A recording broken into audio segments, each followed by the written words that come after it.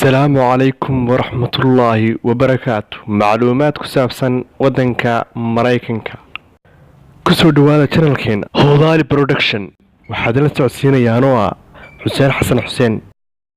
Marka aan ka hadlayno waxaan ku saabsan Mareykanka halkan laguma soo koobi karo. United States of America waa dal dhaca qaaradda waqooyiga Amerika. Mareykanku waa jamhuuriyad federaal oo dimuqraadi ah waana dalkii ugu horeeyay ee qaatay nidaamka federaalka waana kan ugu weyn ama ugu duqsan. Wadanku waxa uu ka kooban yahay 50 gobol kuwaasoo leh maamullo u gaar ah 5 ismaamul oo ka baxsan wadanka oo jasiirado ah iyo jasiirado yaryar oo ka qaaradaha kale iyaguna ku teedsan.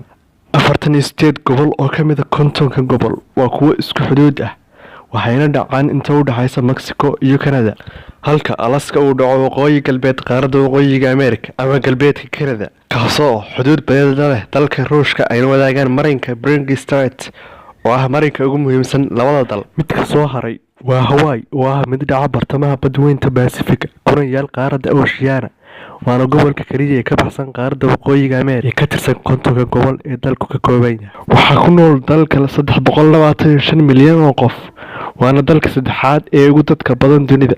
sidoo kale waa dal aad u korayaan dadkiisu.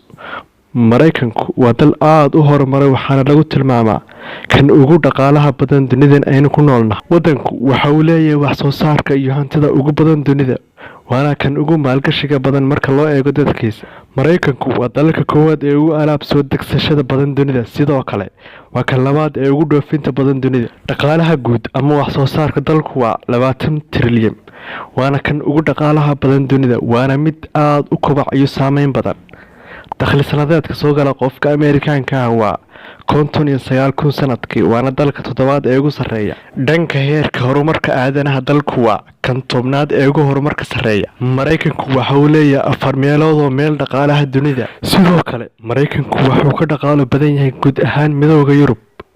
gobolka California oo kaliya ayaa ka dhaqaalo badan guud ahaan wadamada qaaradda Afrika iyadoo lacagtiisu ay gaadhayso 2.5 trilyan. gobolka Illinois oo ah gobol baaxad ahaan yar ayaa ka dhaqaalo badan wadanka Turkiga oo dhan. sidoo kale magaalada New York oo ah magaalada ugu weyn dalka ayaa ka dhaqaalo badan wadanka Australia oo ah dalka 13aad ee ugu dhaqaalaha badan dunida. Mareykanku waxa uu hormuud u yahay ganacsiga dunida waana suuqa ugu weyn ee sarifka lacagta dunida. sidoo kale waa xarunta shirkadaha ugu waaweyn dunida. dalku waxa uu leeyahay hanaan caafimaad iyo amni oo aad u heesareeya taasoo ay ku baxaan dakhli aad u badan. Mareykanku waxa uu ciidamadiisa ku baxshaa lacag ku dhow 700 bilyan sanad waana 3 meelood oo meel lacagta lagu qarash gareeyo ciidamada dal kasta oo dunida ka tirsan. Mareykanku waa dal leh ciidamada ugu xooggan dunida qiimeynta Business Insider iyo Global Verb.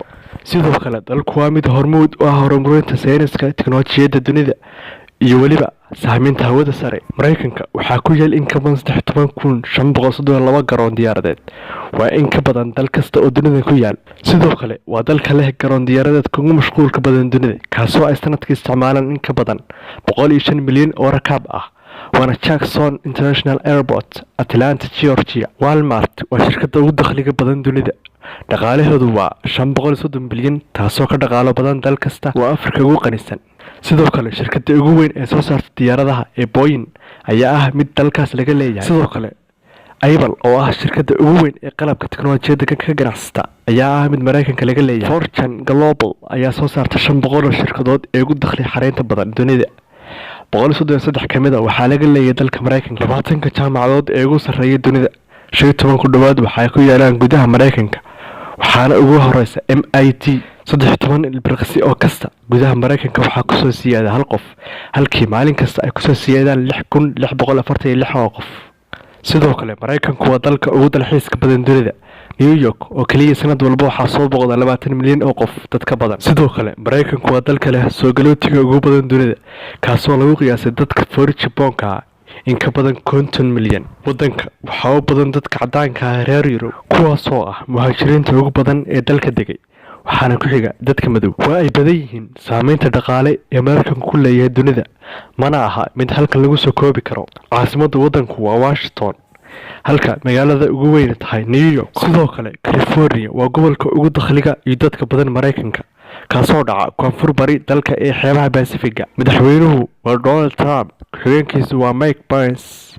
dalka maraykanku wuxuu leeyahay geedo iyo beero kala duwan oo 1700 ka badan. Waddanka maraykanka u gaar ah dalka maraykanka waxuu leeyahay meelo badan oo xayawaanaadka lagu xanaaneeyo. meeshii ugu horreysay adduunka oo xayawaanaadka lagu xanaaneeyo waxay ahayd Yellowstone. fadlan subscribe sar haddaa ku cusub tahay channelka, sidoo kale ha ilaawin inaad like saarto video. mahadsanid daawashadaada.